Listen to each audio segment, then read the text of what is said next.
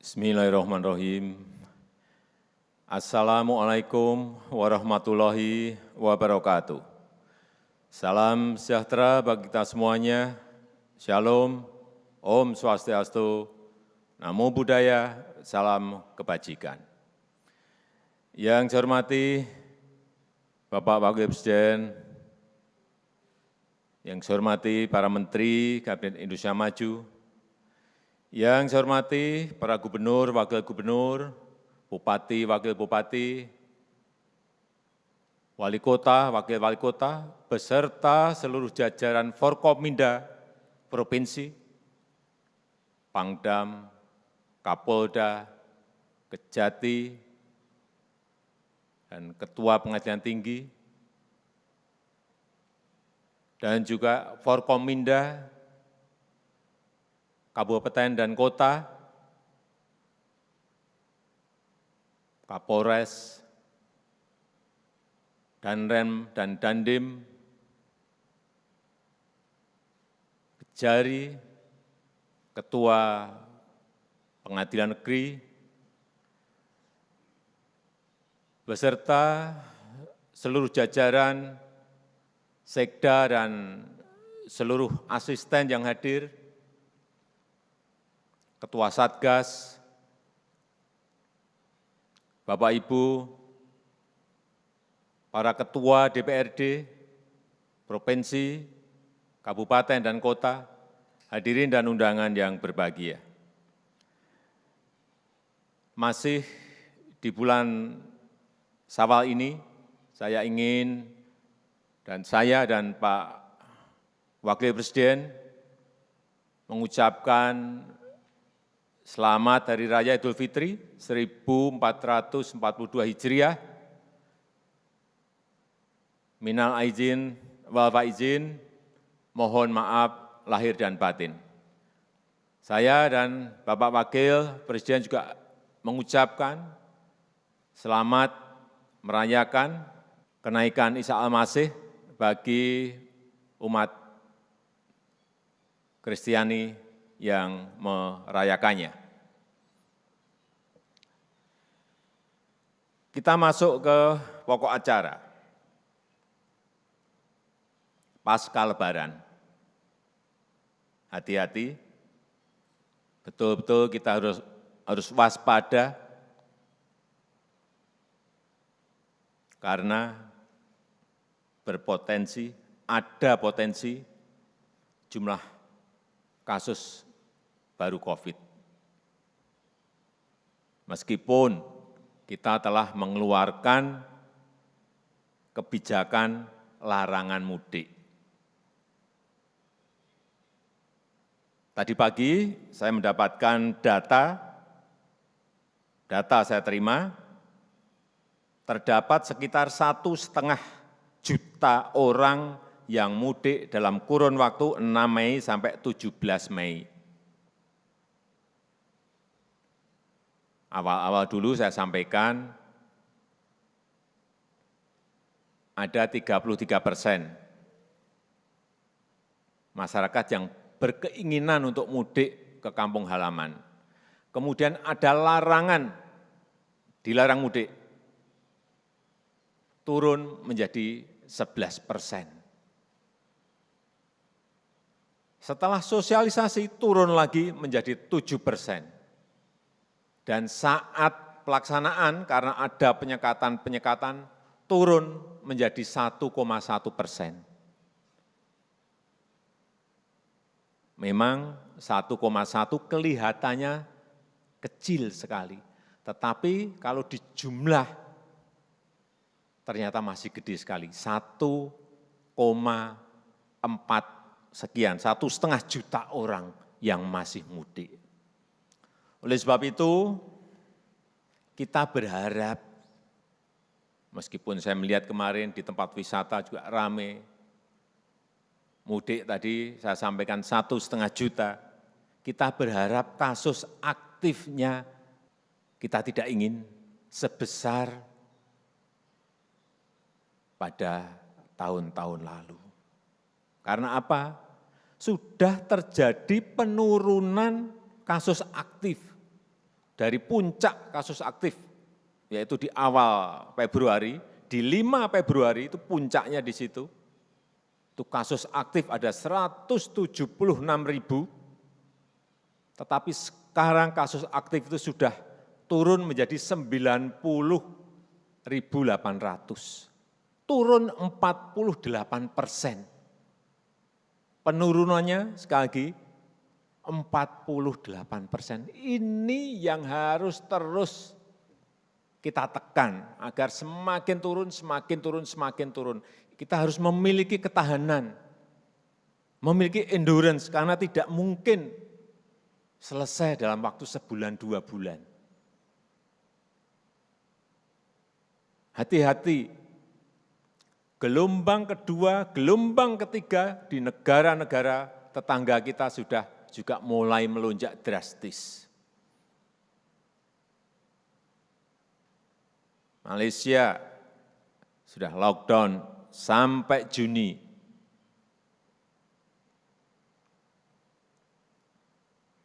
Singapura juga sudah lockdown sejak Mei dan semakin ketat pada minggu-minggu kemarin. Kita harus melihat tetangga-tetangga kita. Dan kasus per provinsi, data-datanya sekarang kita komplit. Hati-hati provinsi yang ada di Sumatera. 15 provinsi mengalami kenaikan, ini hati-hati. Sekarang kita terbuka, hati-hati. Aceh, hati-hati Sumut, hati-hati Sumbar, hati-hati Riau, hati-hati Jambi, hati-hati Babel, hati-hati DKI Jakarta, hati-hati Maluku, hati-hati Banten, hati-hati NTB, hati-hati Maluku Utara, hati-hati Kalteng, hati-hati Sulteng, hati-hati Sulsel, hati-hati Gorontalo. Kelihatan dalam grafisnya, kurvanya semuanya kelihatan. Sekarang kita tandai merah dan hijau. Sebagian ada di Sumatera, sebagian besar, dan ada di Jawa dan juga ada di Sulawesi dan Kalimantan. Ini perkembangan kasus mingguan di Pulau Sumatera. Hati-hati, bisa dilihat Aceh turun tetapi juga masih pada posisi yang tinggi. Sumut juga sama, naik belum turun. Sumbar juga tinggi tetapi sudah ada penurunan. Dan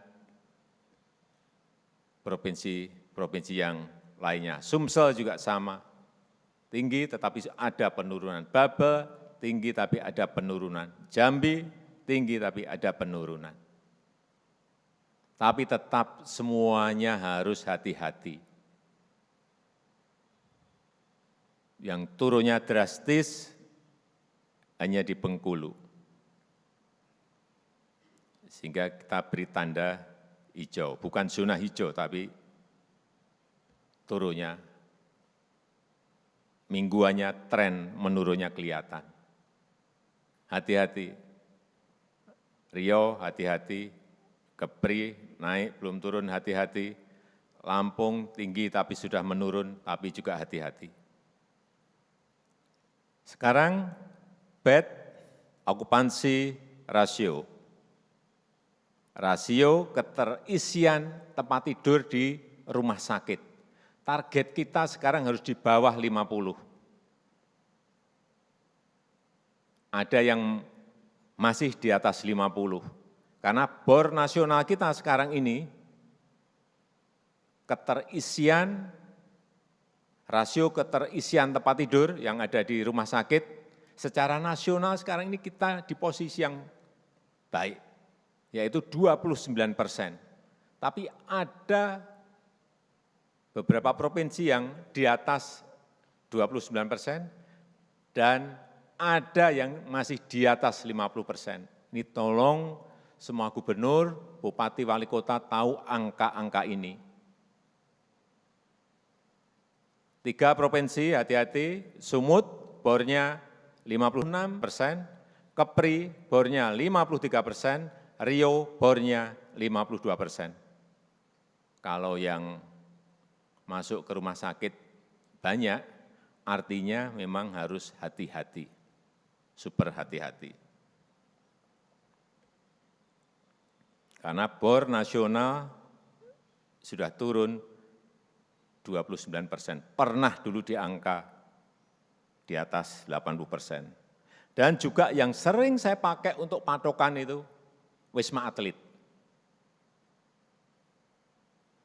Karena ini memang yang banyak menampung pasien, Wisma Atlet. Pernah di September 2020 di atas 90%, saya ingat betul, dan saya takut betul. Sudah di atas 90%, artinya 2 minggu ke depan tidak bisa turun, sudah penuh, dan bisa kolaps rumah sakit kalau sudah di atas angka itu.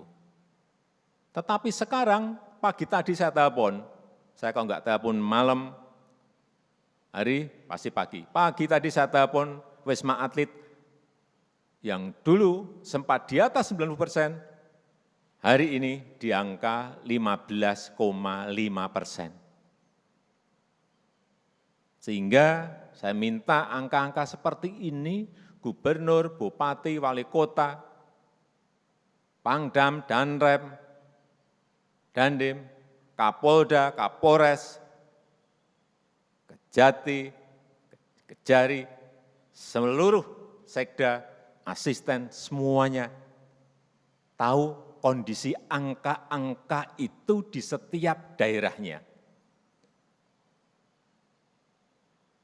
Sehingga tahu apa yang harus dilakukan.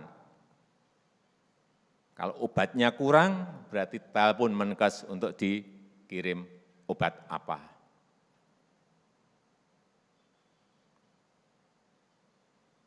Kalau vaksin masih punya kemampuan untuk disuntikkan, terutama bagi lansia, vaksinnya enggak ada, telepon Menteri Kesehatan. Saya melihat dari grafis dan kurva yang ada, mobilitas masyarakat di hari Lebaran kemarin, di tempat-tempat wisata ini naik tinggi sekali. 38% sampai 100,8%. Hati-hati, 2 minggu ke depan ini semuanya harus hati-hati. Karena ada kenaikan, ini artinya mobilitas indeksnya naik 38 sampai 100,8%.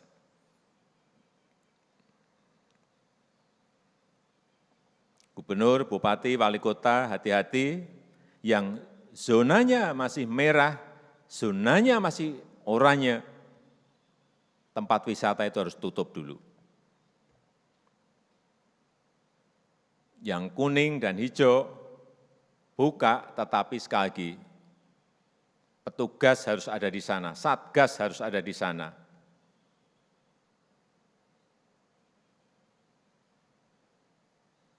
Sehingga protokol kesehatan secara ketat tetap harus dilaksanakan. Tidak boleh lepas manajemen, lepas tata kelola kita.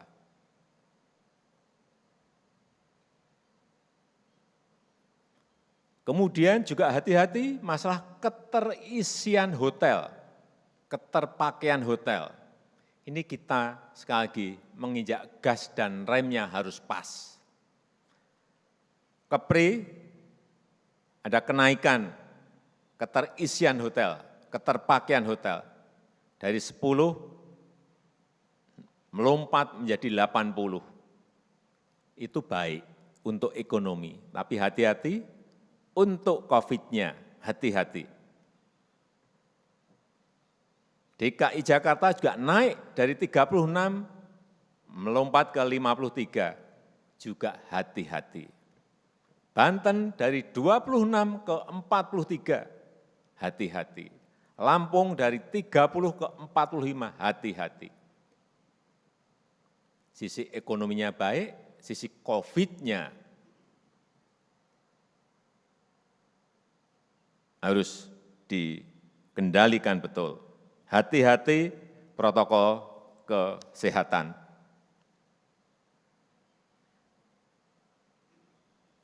Kalau dua-duanya bisa dikelola dengan baik, dikendalikan dengan manajemen yang ketat, ya ini baik-baik saja mengenai keterisian kamar-kamar hotel. Tetapi kalau tidak bisa mengendalikan, hati-hati.